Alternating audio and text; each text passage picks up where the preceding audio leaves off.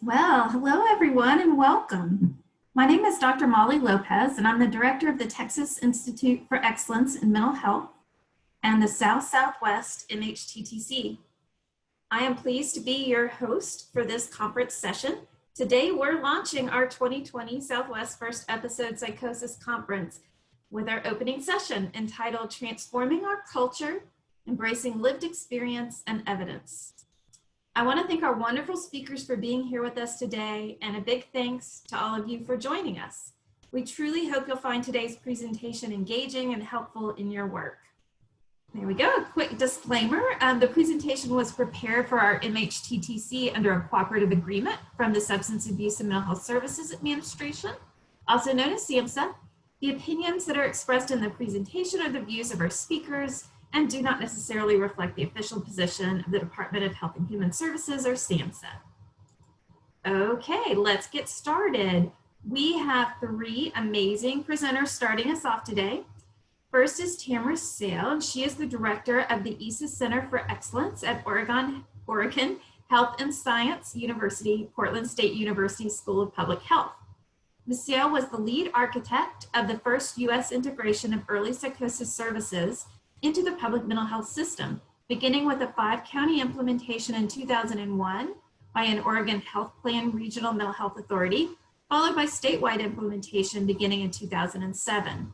Ms. Sale has overseen many different aspects of early psychosis care, including model and program development, technical assistance and training, practice guideline and fidelity tool development, research, data collection, and continuous quality improvement efforts, as well as strategic planning, grant writing, and sustainability planning. Ms. Sale provides national technical assistance through the National Training and Technical Assistance Center for Children's Behavioral Health and is active within PEPNet. We also have Annabelle Caruso, and she is one of the co-chairs of the EASA Young Adult Leadership Council, supporting the development and improvement of EASA services since 2015. Additionally, Annabelle works as a coordinator of peer-delivered services at LifeWorks Northwest, offering mentorship to peer support specialists at the agency and contributing to program development related to the unique discipline of peer support. Annabelle has shared her lived experience and contributed to conversations around peer values, EASA, and psychosis through co-authoring multiple articles and participation in public speaking. We also have Dr. Nicholas Bukeya. He is a member of EASA Young Adult Leadership Council as well. He is the recent recipient of a doctorate in occupational therapy and is currently studying for his licensing exam. Good luck. Dr. Bukeya is a gifted artist and musician. So Tamara, Annabelle, and Nicholas, thank you for being with us. And Tamara, I'll pass it off to you. Great. I think actually I'm going to pass it off to Annabelle. Thanks, Tamara. Thanks, everyone, for being with us today. We're going to talk about transforming our culture in the field of early intervention psychosis. On the left, we have a picture of our EASA conference in Oregon last November. And on the right, we have a picture that's a few years old of our Young Adult Leadership Council. Next slide. And our message with EASA is to embrace the lived experience as well as the evidence. So many times we look at the data without getting to know the story behind that data. So many times we're thought of as a number when we have lives and family that care about us. Okay. Thank you. Slide. So we already got introduced, but I'm Annabelle. Just in addition to what was said, I first received EASA services in 2013, and I was in the program for a little under 2 years. I landed in EASA's arms in 2013 or 2010, but I soon joined in 2013 the Young Adult Leadership Council. And I've known EASA like the back of my hand in terms of the compassion that it brings to not only my culture, but the cultures of the diversity of people who experience first episode Psychosis firsthand. Okay, thank you. And I'm Tamara Sale. I have been familiar with psychosis since I was 15 years old, and that was a long time ago. And looking for solutions and answers for all of those years. And finally, in 2001, when we started the EASA program, I felt like we were finally coming to those answers. So this is a very exciting career for me. Next. Just briefly about EASA. EASA is the Early Assessment and Support Alliance. As it was mentioned, it was created in 2001. From the beginning, it had a very strong participatory decision-making focus. There was a person with lived experience on my hiring committee, and they were trying to bring in evidence-based practice with a prevention focus.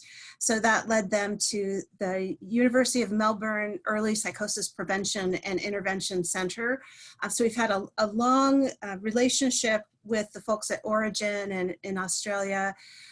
We also integrated the toolkits that SAMHSA came out with in 2006, I believe it was, which included multifamily psychoed and individual placement and support, ACT, and some other elements. We have a set of practice guidelines that we have been using over time that we continue to develop. We'll talk more about the EASA Young Adult Leadership Council, which was created in 2013 at the same time that our Center for Excellence was created. And then since 2014, we've been involved more and more with national work. Slide. So what we're planning to discuss today is how the previous context and history of the early psychosis field, as well as how we got to the current state of the early psychosis field. We also want to know how the numbers represent the actual story. So how does the lived experience and evidence-based practice relate to each other? And finally, we hope that we'll help to articulate the beginning of a shared vision about what an outcome-driven, equitable, and person-centered system will look like across the country. Slide. So some of the core messages that we really want to focus on. Right now, we're in an unprecedented position to redesign our systems, really focusing on the strengths, needs, and voices of people and integrating that with existing and future evidence. Yes, we want to amplify the voices like Nabel sang and really join in as a community and a movement that is beyond just the individual, because no one can do it alone. It's not a coincidence that there are three of us. And one of the things that I found is that the most effective talks that I give are the ones where I'm outnumbered. It's critical for us to all have multiple forms of knowledge that we build on, including lived experience, feedback, and the evidence from research. Slide. So how did we get to where we are today? Historically, we've had systems in the mental health field that are not necessarily aligned to people's diverse strengths and needs. And through experiences such as over-medication, involuntary treatment, electroshock treatment, and other experiences along those lines, there was resulting lived experience advocacy for people to say, this is not working for us, and to really work on changing those systems. And there's, as a newly graduated scholar, I've learned a lot about occupational deprivation and occupational justice and how our systems historically have not allowed people to engage in the healthy activities of their choosing, the healthy occupations of their choice.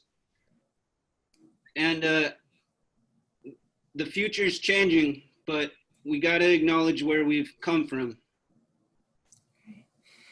So we've had a lot of new research and scientific advocacy around that, including advocating for the emergence of disciplines that haven't been incorporated, such as peer support and occupational therapy.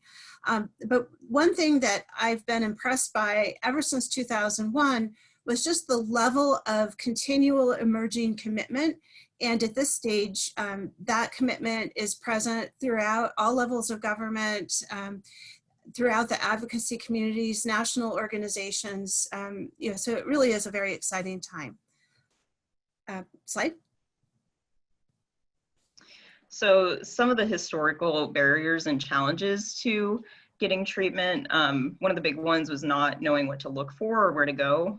When I first had my experiences with psychosis, I was actually already engaged in mental health services, but I had providers who didn't really listen and didn't really recognize the signs of what I was going through. I even said, I think I have this diagnosis and I need this medication. And because I didn't check off certain boxes, I wasn't doing badly enough. I actually didn't get the help that I needed until I ended up in the hospital. And it was kind of like this cosmic irony when I got into EASA services and they gave me that same diagnosis that I said I might have. Yeah, Nabel, all too often, we have to be seen as an imminent threat before we're provided with services that are intended to further development the community and further heal the community through engagement of not only just occupations, like I said earlier, but it could be art, music, or any other therapy that engages a person's mind to find purpose, even amidst something as dark as psychosis itself.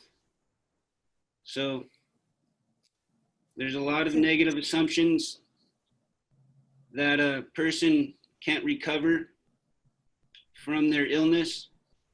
And I'm here to say that I've not only met many people who've gone on to become lawyers, who've gone on to med school. We're talking real people who face real trauma, who found support through EASA to continue in their developmental process as humans, and to acknowledge culture as well. Thank you. Yeah, so I selected this image of Hogwarts, which is very inaccessible, just to illustrate kind of where we've come from. And, the fact that the services were designed not to be accessible from the beginning, and a lot of that had to do with those negative assumptions and just not really having a good fit between the needs of people with psychosis and the services that were being provided. Some of you may have heard me use the analogy of serving people in a wheelchair. So, it's kind of like we create a system where people in wheelchairs have to go to a program that's on a second floor, or, in the case of Hogwarts, on the top of a cliff, with no elevator, no ramp, no outreach. And where finally, when you arrive, you get told that there's no hope of any form of recovery, and you don't have the right insurance. So the good news is that that's what we're changing. Slide. So some of the effects that can result from being involuntarily hospitalized or getting involved with the legal system. One of them is definitely trauma. I know for me, even though my hospitalization was voluntary, I experienced a lot of trauma in the hospital for spending a lot of time with nurses who didn't really have the training to support me in what I was going through. There was a lot of power dynamics. One example was me asking for my medication information and not getting it. And not being given the tools to advocate for myself. And I came out of the hospital having gained a lot of weight, having, all of these different side effects where I was sleeping for 12 hours a day. And I just left feeling like, okay, I'm not really going to accomplish anything. I have this diagnosis and I'm just going to be on these meds, and I don't really have much to hope for except for being on disability for the rest of my life and staying alive. My entry to the mental health system was also traumatic in a way. I didn't necessarily like the way that I had to find an answer in the people around me. Well, frankly, none of us knew what psychosis was, really. And so if EASA would have been there from the start, in high school, if we learned about it in college, then I would have known, hey, I'm going through some stuff and it's not making sense. And can there be a smooth transition? Instead, I was faced with a legal involvement. I had huge negative self-images of myself. It disrupted my life entirely. The good news is that we're working on making awareness possible through new technologies, through comics we'll get into later, and to really make losing touch with reality more negotiable and more down to earth, so that you can come back to reality and you can rely on the people around you to form your identity. So yeah, as our early psychosis programs are interacting with folks, to the degree that people are coming through the hospital or through legal involvement, we're now having to try to reverse the negative effects of those experiences. So, I think one of the messages in that is the need for us to both prevent those things and also work to change the cultures in those in those locations with more diversion programs and having inpatient units embracing the same kind of philosophy. Slide.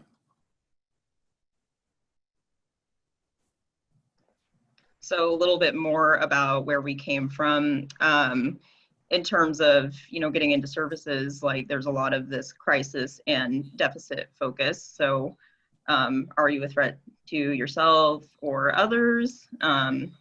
And just a lot of focus on reduction of symptoms and managing, what we might see as disruptive rather than supporting independence and growth. Maybe, not raising this question of what could things look like after treatment. You might not need this forever. I really want to echo what Nabel is talking about, treating symptoms but not supporting independence and growth. Too many times we're focused on, let's say, an auditory hallucination being a negative thing to be silenced and shut down and stored away, never to be heard from again, when some of the times a hallucination sensation can be a means of motivation intrinsically to perform meaningful occupations again, such as art and music, dance, various other forms of life that are necessary to combat something as damaging as a psychosis, the crippling of action by being crippled by perhaps inability to explain the inexplainable.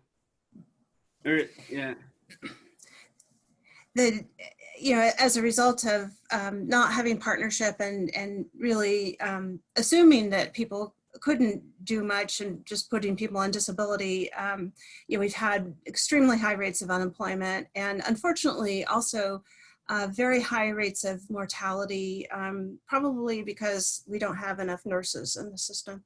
Slide. I want to refer people to an amazing document by Ray Unziger, who's a national hero, died a few years ago. This image is of a mural in Brooklyn called When Women Pursue Justice. Her face is on there along with a bunch of other amazing women. She wrote a document in the 1980s that summarized the almost pervasive hopelessness with incredible poignance, but I'm not going to read it to you because it will make you cry. Slide. So when we talk about changing our systems and culture, we really want to think about how we can proactively engage people, and not just the individuals who might be having these experiences, but also people around them who might be supporting them. If you're doing community education, somebody might say, oh, I have a friend who's having these experiences, and could introduce them to different services. And again, really focusing on strengths rather than disability focus. And we also want to make sure we're taking into consideration people's culture. Some cultures might consider psychosis a gift or see it a lot differently. There may also be other factors that are contributing to the emergence of psychosis in those contexts. And also focusing on shared decision making, making sure that people are actually a fan of the services they're receiving, right? And feeling like their treatment team is there to support them in their decisions, not like the services are being done to them. And we want to focus on the evidence. And we don't want to be too pompous in our hegemony. And we want to realize that there are multiple forms of evidence, and including participants who receive the services in the study provide for better services. That is, we want what we're being studied about to make sense to us that are receiving services. It makes complete sense, but it sounds too easy to be true, involving participants in the research itself. Seems kind of hyper realistic, but it's possible. And in terms of the things that that people care about, thinking about the fact that people are teenagers and young adults, really staying focused on those developmental stages, doing what works for the person and family. And then from my perspective, also really thinking about long-term relationships and leadership. I've known these guys for a really long time now, and I feel like I don't even need to be here anymore, which is pretty cool. And it helps me to kind of have a better understanding of what happens after people leave. And it helps to create an actual kind of thriving community for people to become part of over time. Slide. So I'm going to just do a very rapid, brief history because this is the least interesting part of the presentation. I shouldn't say that. It's all a very interesting and intricate story that has led to where we are today. Starting with an amazing consumer survivor movement that goes back to the 19th century and probably even before that. We're all familiar with deinstitutionalization when people started coming out of the hospitals into the community, not getting their needs met, which led to the community support systems movement, which led to things like case management and people prioritization and saying you have to be sick enough to get help, which we're now trying to fix.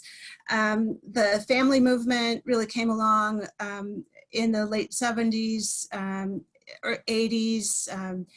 And NAMI has been a big part of the advocacy around early psychosis. And then finance reform has made a lot of things possible. So our program started as a result of the Oregon Health Plan. The Affordable Care Act in Oregon led to a reduction of people being uninsured from 30% to under 5%. And also it led to a change in the basic fundamental dynamic of the program where people no longer had to go on disability in order to get health insurance. And of course, in 2014 and 2015, Congress passed federal block grant legislation and funding to support all the new programs across the country. Slide. I'm sure everyone's heard all kinds of stuff about duration of untreated psychosis. If you haven't, do a search and you'll find about 1,000 studies. So the idea is that if people if it takes a while for people to get into treatment, there are bad things that happen as a result, and some of those can persist over time. The RAISE study that we'll talk a little bit about concluded that the median length of duration of untreated psychosis was about 74 weeks, which is typical for most of the studies that have been done. They've also shown that you can reduce that amount if you try. There's been lots of research on the onset process for schizophrenia, the prodrome, the North American longitudinal, North American prodromal longitudinal study, Naples, has produced all kinds of data and really gotten us going in terms of understanding what those early signs are.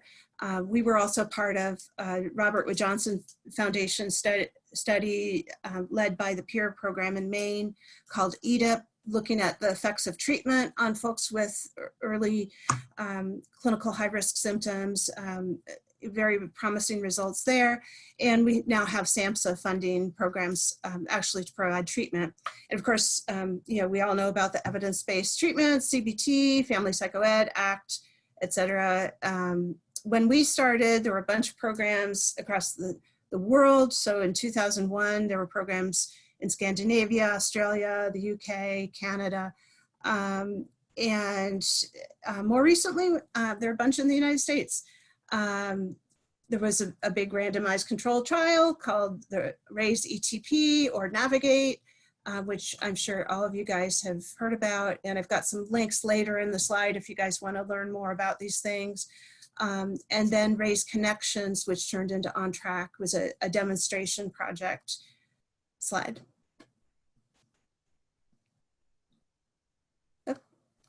Okay. So interestingly, the concept of coordinated specialty care didn't really exist until after RAISE. It was a term that was coined by the National Institute of Mental Health. But basically what they said is, gosh, everybody seems to be doing kind of the same thing. Here's what it looks like. If you look at the earlier versions of CSC, they pretty much all included some form of supported employment and education, but a lot of them didn't really include case management or outreach, and none of them really included peer support. They also didn't include nursing or occupational therapy or supported housing. So it's definitely an evolving kind of model. Slide.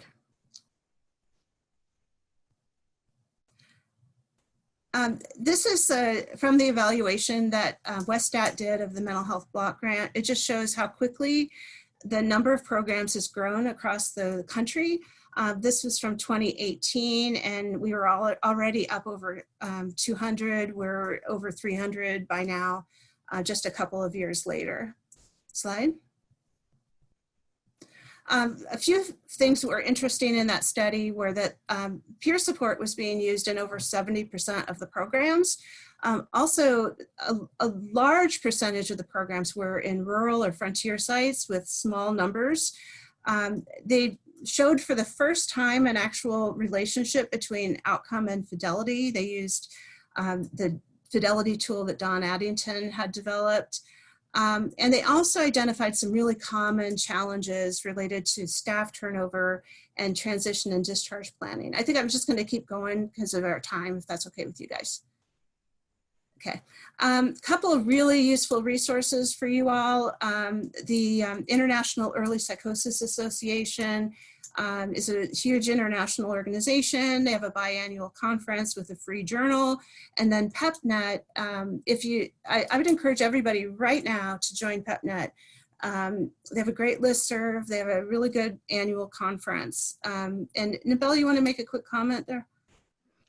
Yeah, so the International Early Psychosis Association is a biannual conference that occurs, and I actually attended the conference in 2018, and I think it's a really great example of a way in which we need to start shifting that culture There's definitely a lot of bias towards including researchers and clinicians at events like this, but I could count on one hand the people who had lived experience and were open about it.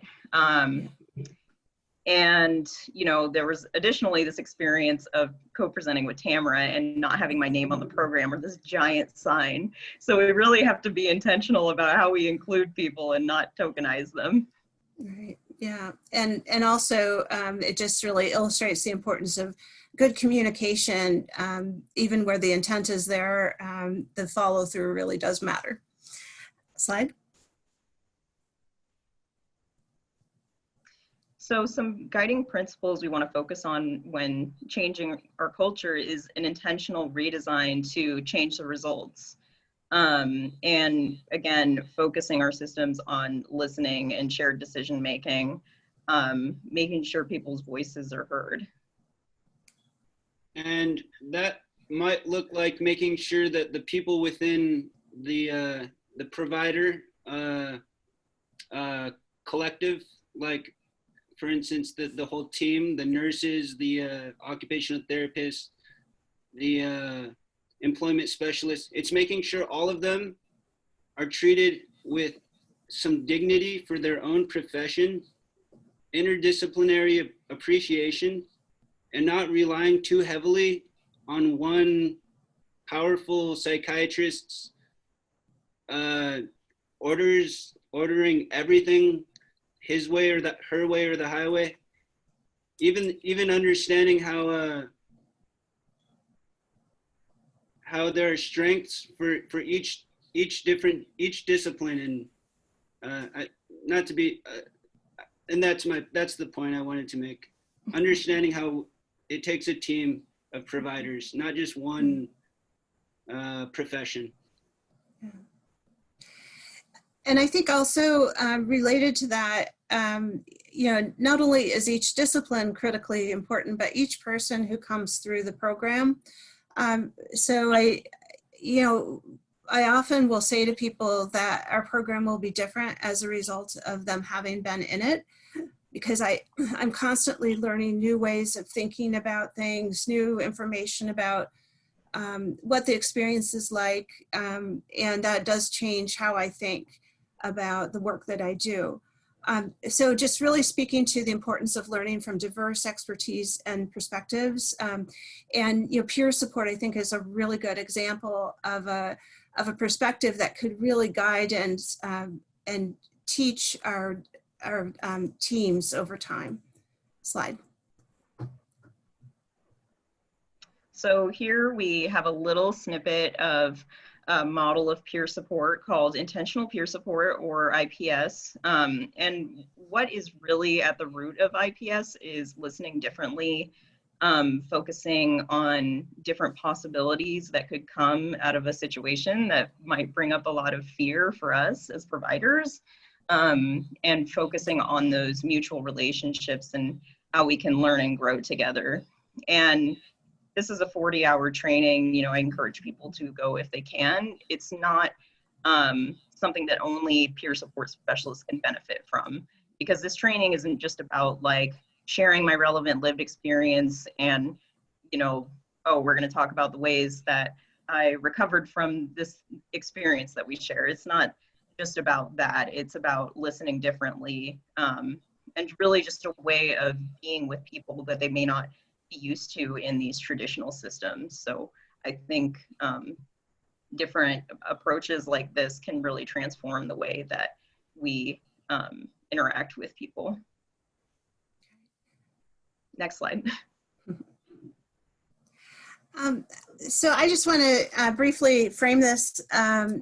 You know, I think it's really critical for, as we're thinking about why we're doing our work, to think about that very carefully. You know, I've heard a lot of people talking about, you know, that we're trying to prevent illness from happening, or, you know, we're trying to get there early, you know, in order to, you know, prevent people's symptoms, or, you know, we're trying to, you know, there are ways of framing it that then lead to the outcomes that we achieve. And so thinking very carefully about what it is we're trying to do is critical.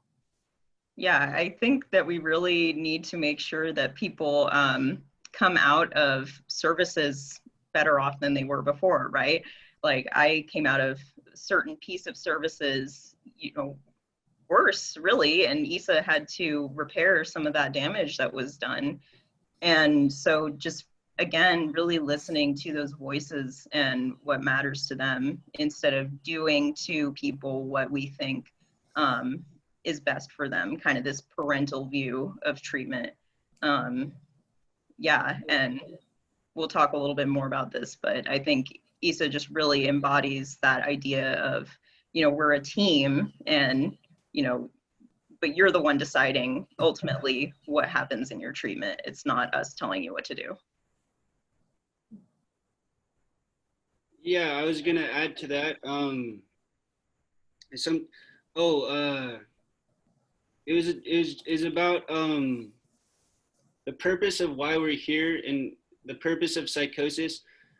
I'm still trying to come to terms with having a treatment that that I'm willing to provide to others, that I myself, or a treatment that I get for myself, that my providers are willing to have for themselves. So think of water.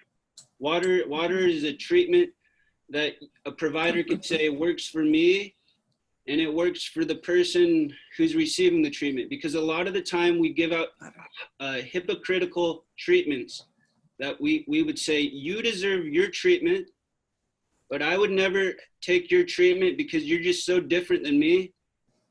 And we're really trying to change that culture of hypocrisy and really lean on our community when we can't really come to define something as creatively dark as Psychosis can be. And we lead with heart, and we lead with knowledge and science, and we lead with compassion and down to earthness. Okay. So, yeah, thank you. There is no us or them. Well, there is an us, there is no them, right? Okay, slide. So in changing these systems, it's also important to talk about institutional equity. And again, grounding services in the perspectives of individuals we wish to serve. And to speak more to this, I think, you know, we really have to check some of the assumptions that we make as providers. You might look at my name and how I look, and you would probably never know that I'm a second-generation immigrant. My mom came from Vietnam, and she was one of the children born as a result of the Vietnam War. Her dad was in the military. And so that has really colored a lot of the experiences that I had growing up and how treatment might look different for me. You know, we talk a lot about involving families, but really what was most helpful for me was building a sense of independence, having come from such a collectivistic culture. You know, there are a lot of good things that come from that, but I also definitely felt like kind of an outsider living in America. And, you know, I will say that some of that was explored in EASA, but it definitely could have happened a little bit more, you know, asking the right questions about that and being able to explore what it's like for me, you know, and involving family probably would have looked a lot different for me because I lived in a multi-generational home. It wasn't, you know, two parents and a couple siblings is really different for me. So being creative and asking the right questions. And we also want to make sure that we are addressing the differences in access like we talked about before, making sure these services are really acceptable and widely known, and making sure that they're actually relevant to the people that we're serving. And we need to understand the patterns of historical oppression. I come from a family of Micronesian descendants, and the Micronesians were very loving people, and we tried to have our brotherhood and sisterhood relatable and understandable, while acknowledging some of the historical oppression that has occurred, based on maybe the color of skin, maybe the language spoken. But the main thing is a movement away from violence, a movement towards unity, and a movement towards love. But love might be a very hot topic, and I don't mean it to. Yeah. Love is good. Thank you. Yeah, that's beautiful. Thank you so much. And I'm seeing in the chat as well a lot of kind of creative exploration of the use of people's networks and culture. So clearly there are a lot of folks here who understand this. I've really observed over time that, as I go to different communities, that there's a remarkable segregation, where often the mental health center is in a town or a neighborhood that's not perceived as safe to other people, and the staff are not necessarily reflective of the folks who they're trying to serve. And, so I think we have to just become more and more aware of that and really work hard to change it. Slide.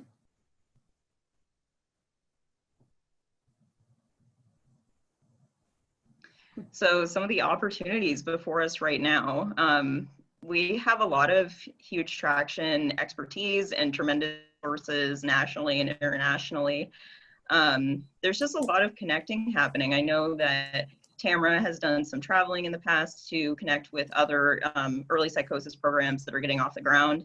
At one point, we actually had some folks from Alabama come to one of our Young Adult Leadership Council meetings, and it was a really great conversation because their peers were asking about how to support people when they haven't had all of those similar experiences. And it was just great, I wonder what it would have been like if we didn't have that conversation with them. So that was just really cool. There are ways that we can make, again, there are ways that we can make the transition into services more smoother, so that people like me don't have to end up in the justice system, so that we can learn from our schools about what it means to have support, and so that we can have long-term commitments to the people around us. Staff turnover was mentioned in a previous slide. Staff turnover is huge for consumers. It's like seeing a parental figure, or for some of us, a parental figure, walk in and walk out when there's so much turnover. And we should be adopting a real commitment, long-term commitment to the people around us. Thank you so much. And Amanda, I'm loving the chat, talking about trauma and moving toward wellness instead of away from illness. It really speaks to the power of inclusive leadership, that all of you online are already kind of helping to shape this field through that kind of dialogue. There's a very intentional movement right now towards learning health systems that I'll talk a little bit more about. And then we would like to add on to that and encourage a movement towards community engaged research. Slide. So some of you are already part of this, and I'm hoping most of you have heard of it. NIMH has launched the Early Psychosis Information Network, or EPINET. The idea is to create a national learning health system similar to what they did in cancer and heart disease. Obviously, there are some significant differences between psychosis and cancer and heart disease, so it needs to look pretty different. But the idea is to come together around what we're measuring, both in the community and in research centers, to have a centralized data system so that we can actually start to look at some of the harder questions where we need more people to participate, but who might be from a minority group, and to move more quickly in terms of how we learn and adapting new practices. Slide. So moving forward, as we integrate lived experience with evidence-based practices, we really want to focus on these questions about, how did this study come about? Who designed the study, and maybe who didn't, who wasn't involved in it, and how did it define success? Yeah, we want to acknowledge where we're limited and what our strengths are. We want to maintain validity and research what's supposed to be researched, even if something is accurate and shows high accuracy. Every study leads to the same answer. What if everyone's studying and it has nothing to do with the bullseye? Everyone starts hitting the edge of the board and says, that's the new bullseye, when in fact the bullseye had been the bullseye the entire time. And so it's important to maintain the trajectory for looking at what's the purpose of the study, what's intended to be, what's the valid measurement. Yes, I think Nick was talking about internal and external validity, and I've definitely had some interesting conversations with researchers about what measures should be used, where they were choosing measures from internally valid tools where it just didn't make any sense at all. For example, I never understood why we asked the question about was a person arrested in the last 1 month when we asked that question every 3 months. And I finally figured out that the reason was that question existed on an internally validated tool, and that the researchers were insisting that the tool itself needed to be internally validated, even if the question actually didn't make sense. So then we were having to ask a second question. Well, what about the other 2 months? So it just there's a disconnect. And also most of the studies require a certain number of participants, and so even with the mental health block grant study, they wanted at least 10 new people over the course of a year, which leaves out many rural and frontier communities. So that's another area where there may be internal validity, but it doesn't necessarily apply well to this particular population.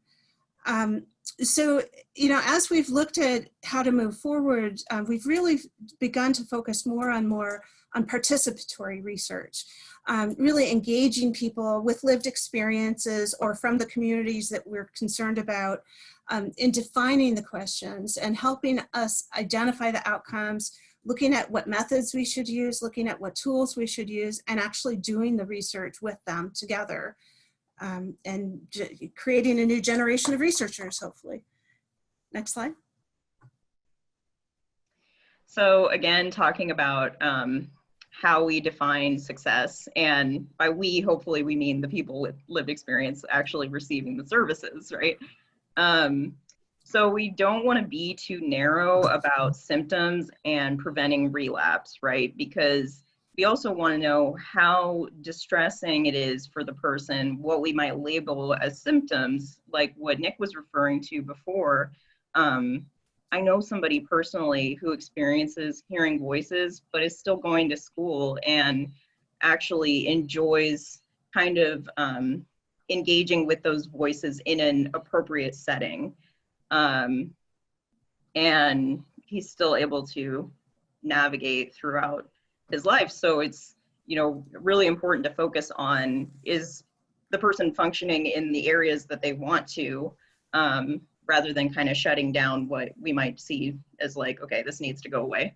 And also a focus on the side effects of the medications we might be using to manage those symptoms, because people might find that the side effects of the medication are much more distressing than what they were going through before, and would actually prefer just not to take them. There might be a preference for a lower dose or trying something different, like really exploring that and not just being like, okay, let's look at the reduction of symptoms when people take Zyprexa.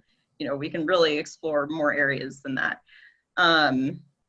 And defining success is, you know, especially when we're working with youth, right? We would want to define success as being equipped for life. Like, are you able to move forward, and, you know, do you want to move out, get a job, do all of those things that, you know, you work towards in adulthood, and just really being able to find your voice and advocate for yourself. Yes, and we want to encourage family ties, like we were saying earlier, and community relationships. Like I remember when I went through psychosis, first started going through recovery through psychosis. I relied heavily on my local coffee shop, coffee time, and I helped build myself some friends. Thankfully, they're still my friends. Thankfully, and I think building community and family of choice is also important. Sometimes a family member is more than just a blood bond.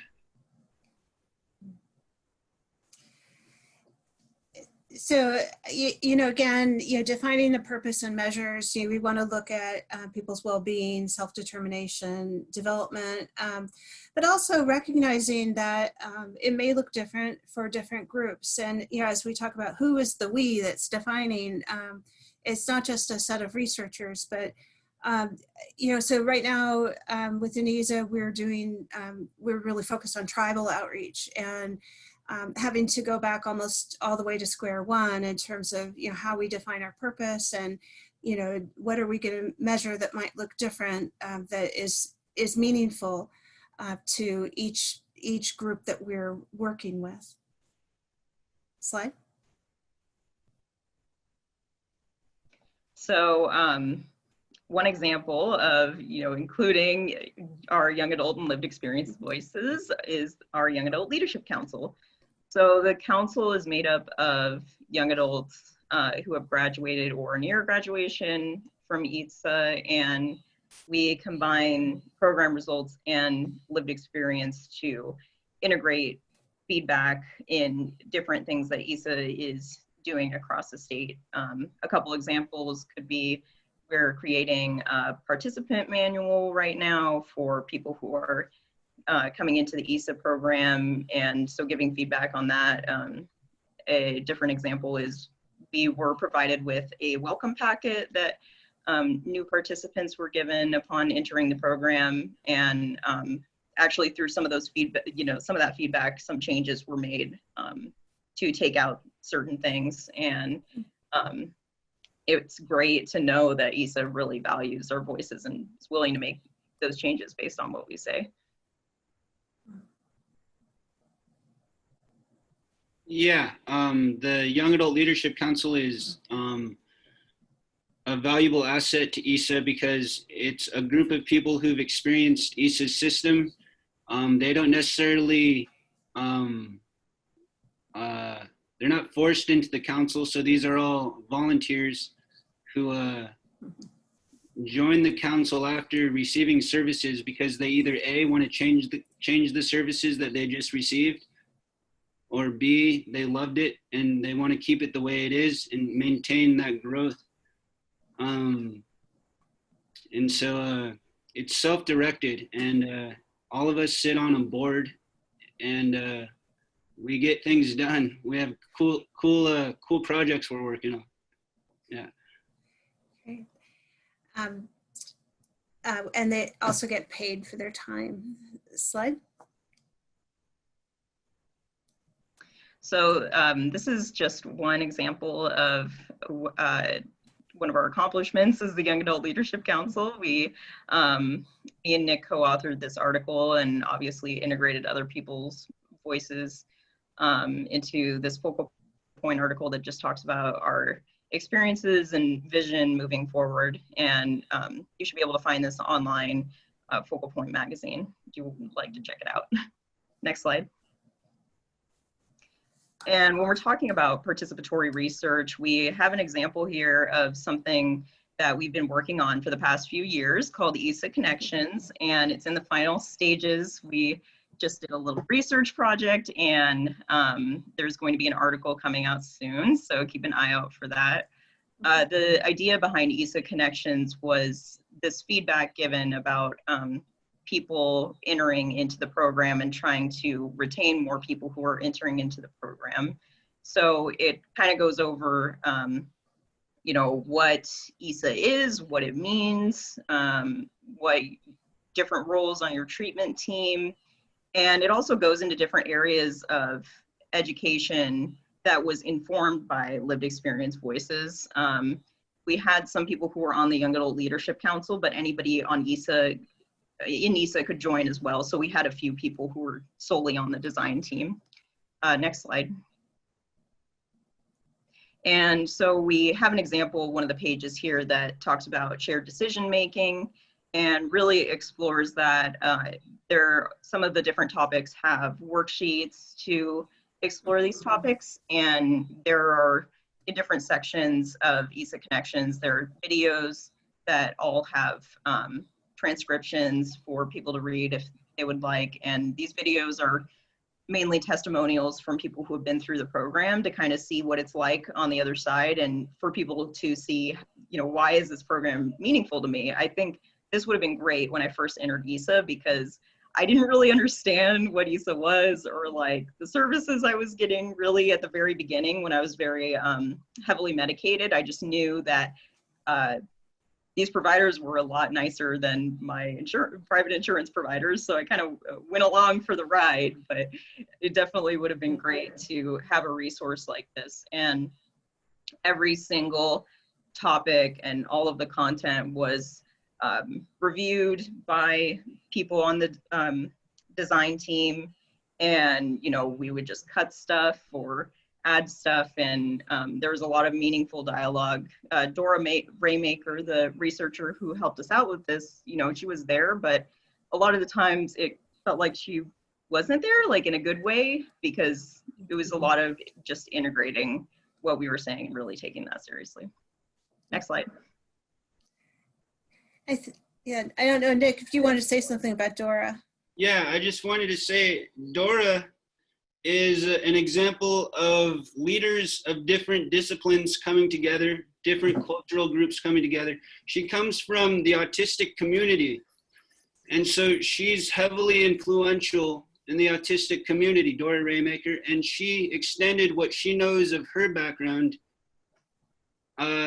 extended her hand to our background of psychosis so that we could come together to make a more relatable website so that we can express in more clarifying ways just what psychosis is and how it can, or how it can feel.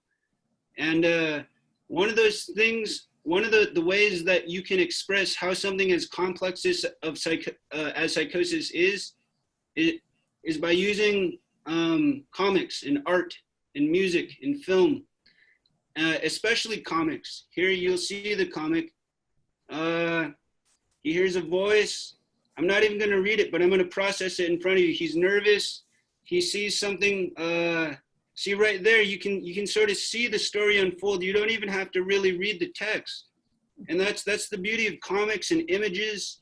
And it's the beauty of expressing something that's more than just language. If you put everything in English and expect someone to understand I won't get too, but if you expect someone to understand something as sacred as a text and it's not translatable in the language, well, how do you expect to learn what that text was even supposed to be about? And so translating through health literacy is the key. Translating hard to grasp concepts. And I'm sorry that I rambled. It's a lot of passion because I'm actually working with Tamra. I want to start an art department. This is national now. Yeah, national news. Well, with EASA though, like I want to start an art department with EASA so that we can communicate some of these hard to grasp concepts. And you'll see that the Dr. Usher, Dr. Usher actually helped create this comic, and I'm a partner with him in creating my comic too. So the partners really do exist out here, and art really does mean a lot, and it's a healthy way to communicate something that's hard to understand.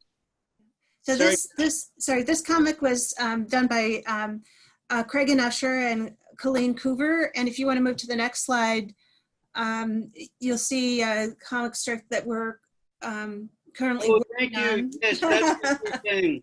That Okay. is referring to. Okay, sorry, Yeah. Tamara. Okay, in real time, because yeah, Tamara does support.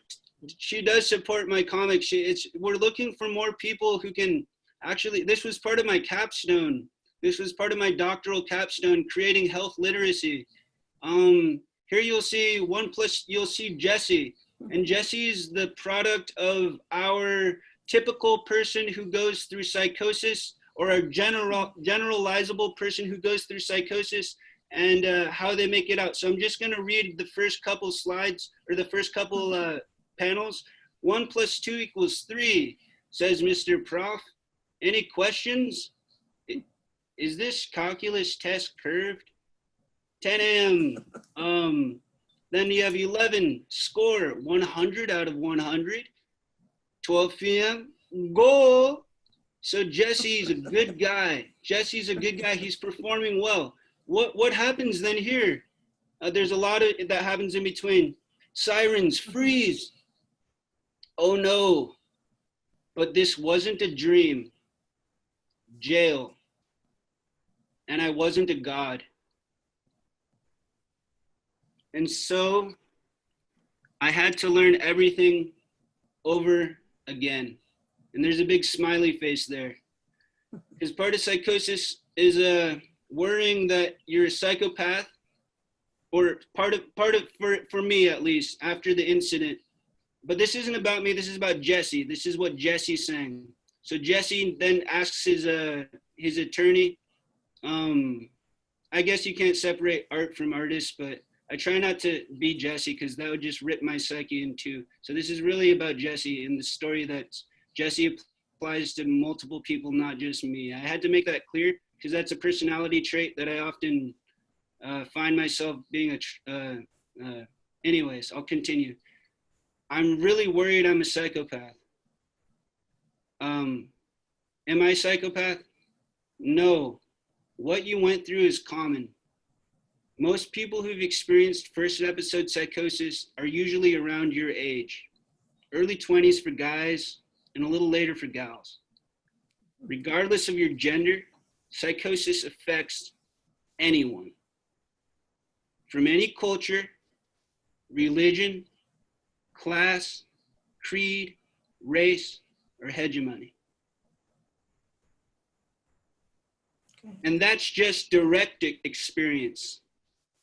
Many people are family and friends of someone who's been through psychosis. So we're working. It just shows that a lot of us know someone who's been through it, but we're just not shedding it in the light. Because that's what the point is.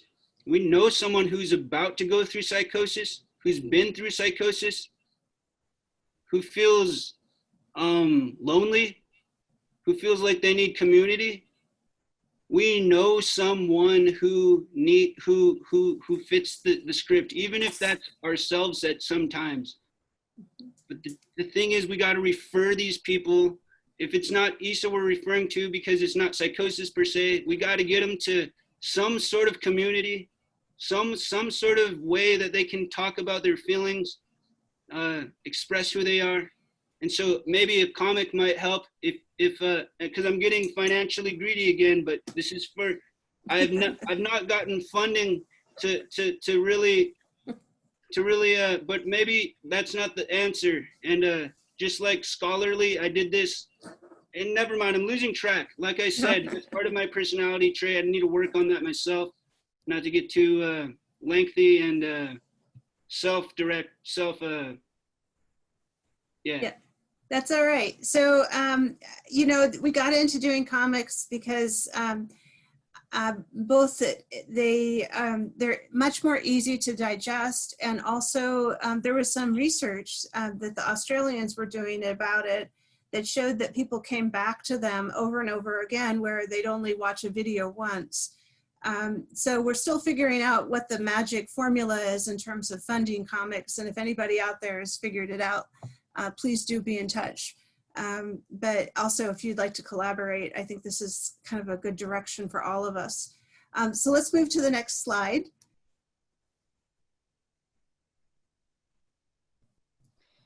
So I think what's really been working so far is just, you know, even though I had a lot of negative experiences with the system, EASA just felt so ahead of its time when I got in with them in 2013. And just this idea that like my treatment was about me. It wasn't really about anyone else, you know. We were a team, and I think that like the help that EASA gives, or the support, is just really practical in a way that, you know, this population needs. Like, I had a lot of anxiety about going to the grocery store, and so my occupational therapist went with me to the grocery store multiple times.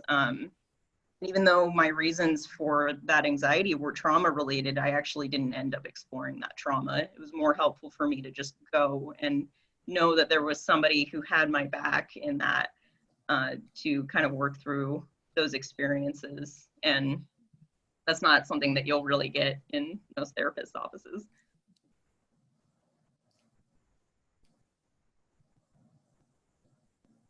Anything Nick? from you, Nick? Oh, I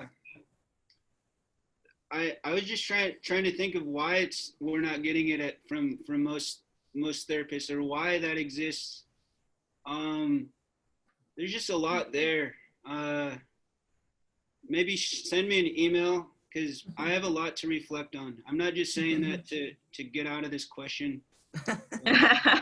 Well, I think you just made me think of something. You know, like, we have so many different communication and learning styles that we're trying to address through all of these different things that EASA is doing. And just really thinking about how, when you're in the experience of psychosis, you might not be able to communicate in the traditional sense. And so, like, you know, I couldn't verbally explain things very well when I was going through that experience, but if somebody had asked me to communicate through a drawing or a text message, my message may have gone through a lot more clearly. So just being able to focus on that more, I think, would be really beneficial. Let's move to the next slide. So this is the a document that the Young Adult Council put together a number of years ago. And it includes kind of a vision for things that they'd like to have happen nationally. I believe this document is being made available to everyone. But I want to point out the vision statement, which is kind of embedded in it. The Leadership Council works to unite the voices and strengths. Sorry, I was reading along with you, Tamara. Go for it. No, I want us all to read. That'd be sweet. Okay. Right, The voices. Okay. Voices. The Leadership Council works to unite the voices and strengths of young adults and their allies in order to help create a thriving community and a revolution of hope. You know, you can't time things perfectly on Zoom. It doesn't work. You have different internet connections. But that was great.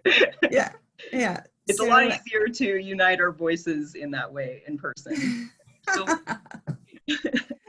yeah. So next slide. And then the next slide.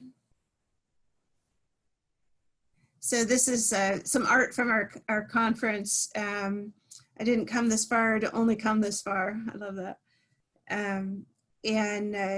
I feel like, you know, we have so much work to do. I have so much work to do. And I know we've got some really great questions, so we have a little bit of time left. So yay. And there's resources and references in our emails in the PowerPoint. So if you want to just kind of go to the end, we're good. There you go.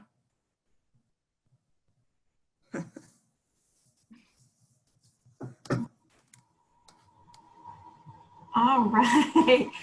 Thank you so much, Tamara, Nabel, and Nicholas. We so appreciate you sharing your expertise. It was a lot of fun too to listen to you all. We do have a few questions in the Q&A pod, and so I'm going to pass it over and let Keisha Ledlow, Texas System of Care Project Director at the Health and Human Services Commission in Texas, lead us through our Q&A portion today. Thank you, and good afternoon. And thank you all so much for the questions that you've submitted. And we have just a little bit of time to get to a few of them. So we'll start with, first of all, thank you, Nabel and Nicholas, for sharing your experiences and input. It's very valuable. And this person says, during early phases of treatment, individuals and families can be scared about treatment in the future in general. What can we do as providers to engage the individual and family and give hope? What helped you engage in your recovery process? So I will give my plug is that this is why it's really important to have peer support specialists, because they can really speak to that and that it is possible to get through these really rough experiences. I also think something that was really helpful for me is that EASA has a lot of opportunities for participants to connect with other participants and kind of make friends that way. Even if you're not on the Young Adult Leadership Council, you know, do stuff like go to arcades with the occupational therapist or play Frisbee in the park, and just stuff like that, you know, feeling normal and being able to see other people who were maybe further along in the program and talk to them was extremely helpful. And I think there was a half-day workshop that our psychiatrist did about just basically psychoeducation, about psychosis and different aspects of EASA and like different ways of understanding those experiences. And I think that was really helpful for me to just kind of be able to put into words what I've been going through and see what it's like to come out on the other side. Great, thank you. And I'd like to add, as well as everything Nabel said, everything you said, listening like intently, maybe even journaling what is being said on multiple conversations, because sometimes there's a thread of communication there, even if it's so abstract and so wild.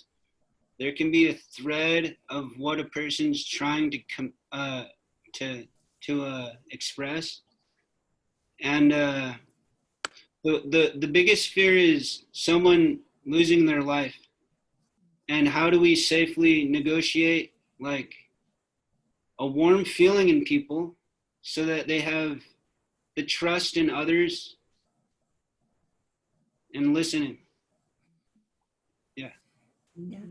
I think it's incredibly important to normalize the experience, you know, let people know how that they're not alone, and really, really valuing that person, not just for their accomplishments or, you know, their kind of where they've come developmentally, but for who they are and what they bring, you know. So like, you know, for my own brother, you know, he's an incredible robotics inventor. I mean, he's got this amazing mind, and he's an artist, and he has a sense of humor, and we just love him, you know. And so letting them know that they're loved, you know. And I think the other piece for families is, you know, there's a lot of conflict that happens, and I also really try to emphasize how normal that is, and that the fact that there is conflict comes from the fact that people care so deeply. You know, so I see a lot of conflict as a sign that people really care, and that there's a way through it. Awesome, thank you. We have another question, again saying fabulous job to all of you. So their question is, out of the hundreds of early psychosis programs in the US, very, very few have explicit involvement mechanisms for youth and young adult peers. An estimated half employ peer specialists and half don't. They would love to hear you all weigh in on ways that we can collaboratively transform the field beyond EASA to encourage and support the ethos of inclusion that you all exemplify. There's also a lot of early psychosis research, but very little of it participatory research or co-produced. Again, what can we do to push the field nationally and research funders to embrace this? I can speak to a little bit of this. I think Tamara might have more to say about the second half, but the reason I became a peer was because my employment specialist asked me if I had ever heard of peer support, and then you know, we talked about it and it just sounded great. I actually didn't end up meeting the peer on our team because there was some turnover until I was interested in becoming a peer support specialist. So I think part of that shift can be like bringing in this lens, especially with the occupational therapists and employment specialists, like talking to their participants about becoming a peer. And even if they don't go down that path, it adds in this perspective that like your experiences are not all bad. You know, this can be something that you and others can benefit from through sharing those stories. So yeah, I don't know if you had anything else to add, Nick or Tamara. Yeah.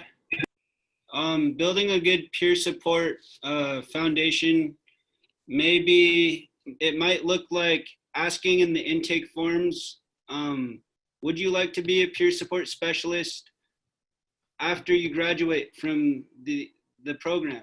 Does that set someone up for a mentality that, hey, there's something after this?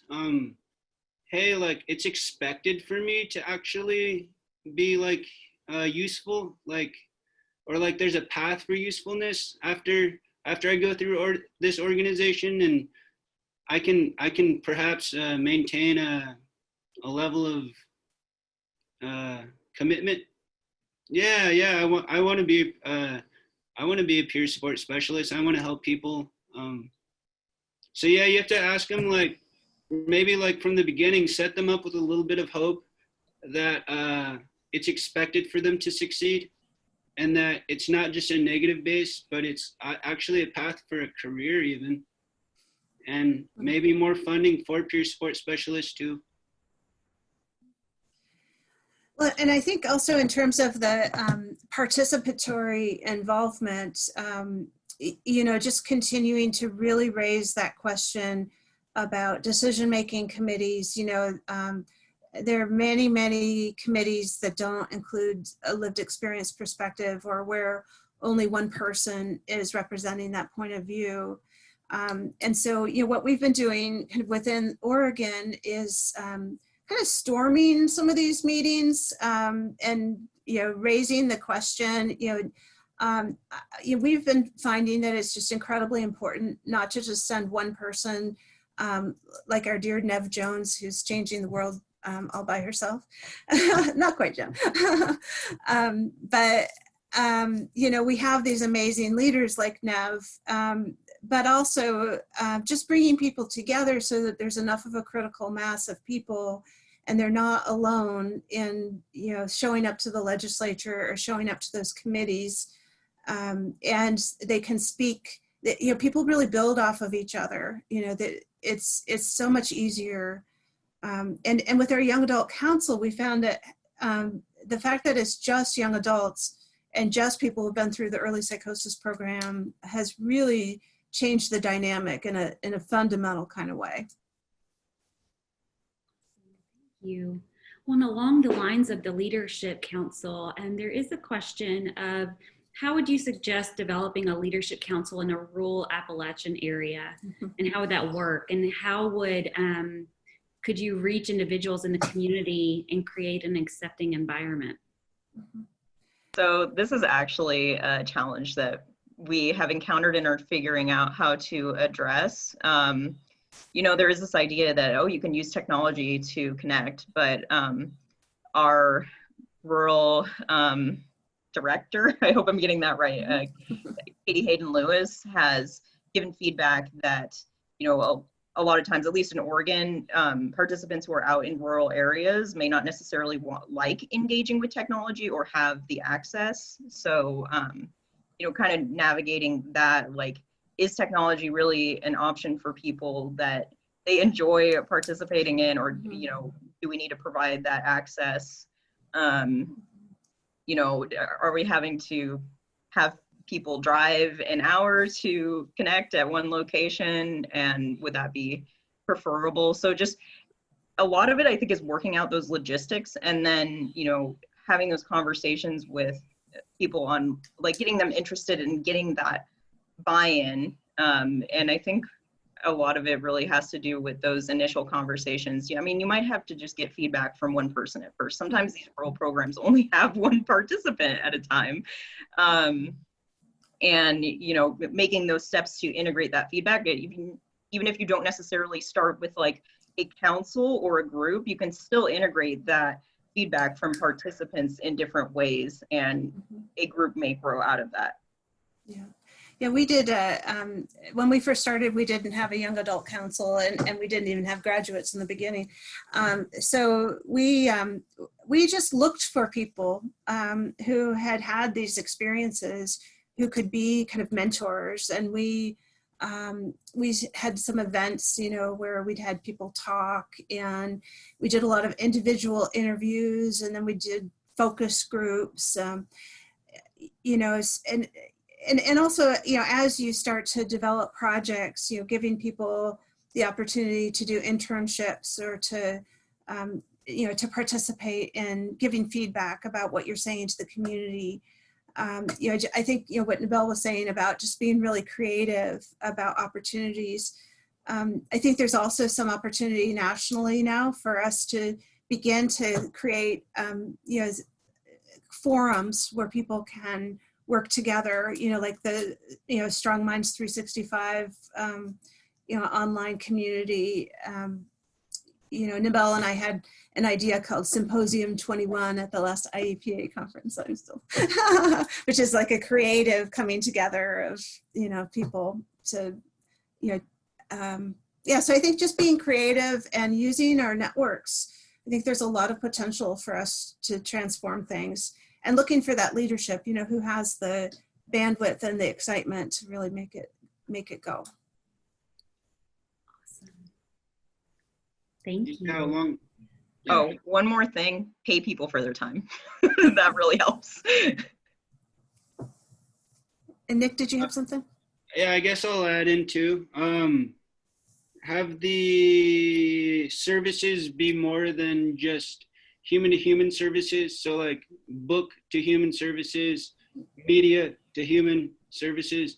Because if the rural community can't find enough human interaction, maybe having these books accessible so that they understand that there are other people like them going through some similar loss of identity stuff, and just making that accessible for everyone, whether that means creating it.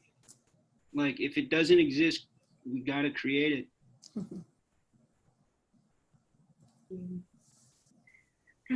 So I think we have time for maybe one more question. There have been a couple of questions around your thoughts or experiences in regards to parent or family peers involved in first episode psychosis programming. Yeah, well, I know they've done a really nice job of that in Alabama, and in, you know, some programs in California. You know, so I think there are some really great examples of it. We're probably a little bit behind in that area. We just created a family council this last year, and we don't have family peer support. We have that available in our wraparound services, but not in our early psychosis. Yeah, I mean, I think that the ability for families to talk to each other is really critical, and, you know, particularly for people to get some basic education about what's happening so that they can understand, you know, NAMI obviously is a great resource for all of us. And There have been many times where I've been kind of a family peer support person, even though I'm not officially, particularly with siblings. And I do find that there is a different level of understanding that comes from having gone through the experience, and people are really in need of that. But I also feel like we're not necessarily the best position to give a good answer to it, because I feel like we haven't really gone down that road far enough. And there are others online right now who have. So I'd encourage you to share your expertise as well. I don't know, Nabel and Nick, anything you would add? I mean, I would add that I think it's a really valuable thing to pursue, especially if you can figure out a way to support family members who, their child may not necessarily want them involved in their services. So rather than closing that door completely, and they have their own way of getting support.